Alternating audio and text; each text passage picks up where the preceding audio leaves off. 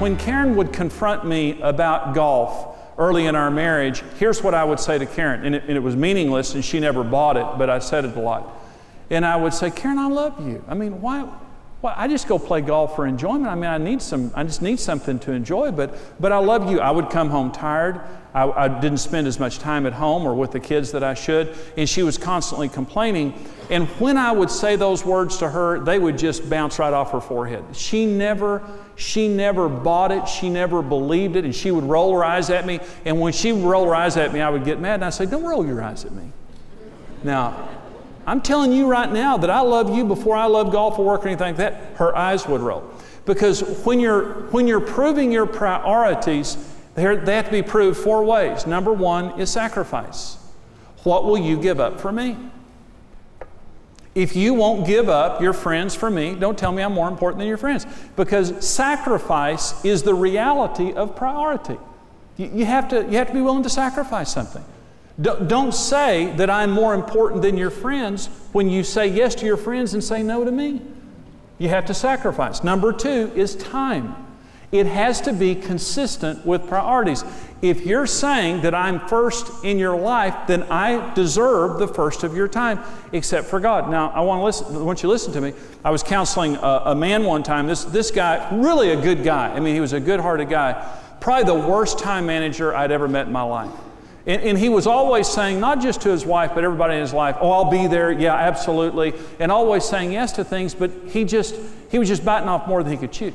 And I was sitting down with him one day and talking to him because he just had all kinds of trouble because of his A, good-heartedness, and B, his just naivety.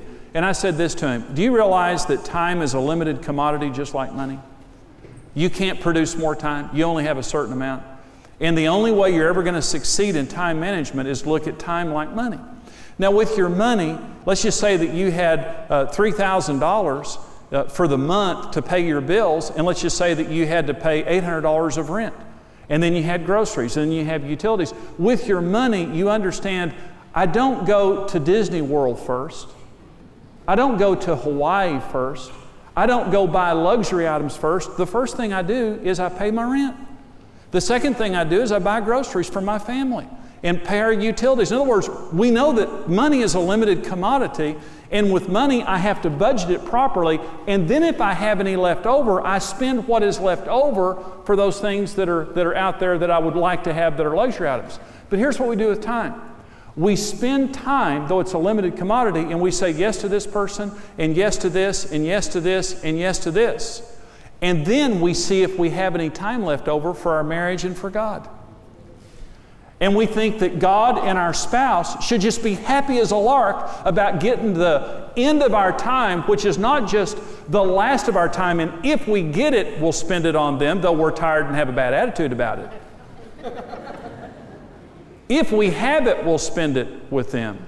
But in many cases, we don't have it because we already spent it up here. Here's the way you manage your time successfully. Number 1 is God is first in my life. He gets the first day of the week. That's what a Sabbath is. It's the first day of the week. I'm giving God, when I wake up in the morning or in my day, I have a time that I spend with God that is going to be good time. In other words, you may be a morning person or you may be an evening person or whatever you are. The best time of your day, you need to have a time there that you devote to God, the relationship with God and knowing God. The second is your spouse.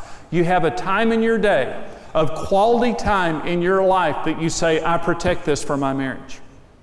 Every week we have a date night or we have special time together, not just our time every day, but we have this day that's our day away from the kids or whatever else, and this is our day. And I'm not giving that to anybody else. I'm paying God first and I'm paying my spouse second. And then I realize I have to work and do other things. And if I have time, I'll play golf. If I have time, I'll go shopping with my friends. If I have time, I'll do this over here, but I won't do it unless I have time that's finished. Let me say it, that's how you have a happy marriage, is you have to give time consistent with the priority, but what a lot of people do is, and this is what I did, is I gave lip service to Karen, told her how important she was to me, but I never had time for her. The third way that you prove priorities is energy. By meeting needs. It's got to be energetic time. Again, energy is a limited commodity. The older you get, the more you realize that. is it's a limited commodity. It doesn't matter if you're with me if you have no energy left. I mean, just the fact that we're sitting in the same room doesn't necessarily improve our marriage. It doesn't do anything. We need time together where we have the energy to meet each other's needs. And it doesn't mean that you never just sit around together, which is fine. There needs to be energy. Number 4 is attitude. I want to be with you. You're not a sentence. You're not a ball and chain. You know, I want to be with you. And so I'm willing to give up things for you. I'm willing to budget my time to put you as a priority. I'm willing to leave energy, making sure whatever time I give you, there's energy there with a good attitude, and that's exactly the way God designed it to be. Well, what brought our marriage to a head was Karen's complaining about me golfing. And if I was a male chauvinist pig, I just thought that men were better than women, period. And I just didn't think that she should ever look me in the eye and challenge me, basically. And so she did, and I didn't like that. And my family, not really my dad, but my granddad and others, you know, they were male chauvinists. I mean, I remember my grandmother just waiting on my grandfather hand and foot. And I watched that all my life, and I just thought, that's of the Lord, and I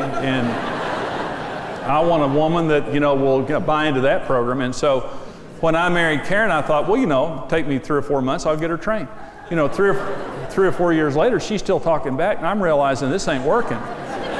And so she began to challenge me on golf specifically, because I just golfed all the time.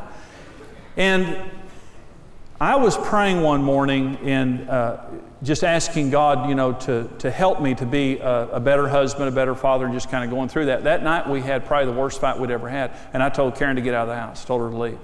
But she was challenging me on being home with her, being home with the kids, golfing, and things like that. That was the night, the first night ever, that I admitted to Karen that I was wrong, that I was sorry, that I was willing to change. And that's when I hung my golf clubs up. And I went in to Karen and I told her I'm going to stop golfing. And I did for several years. And it changed our marriage. That was the event in our marriage, besides my heart just changing and me admitting that I was wrong.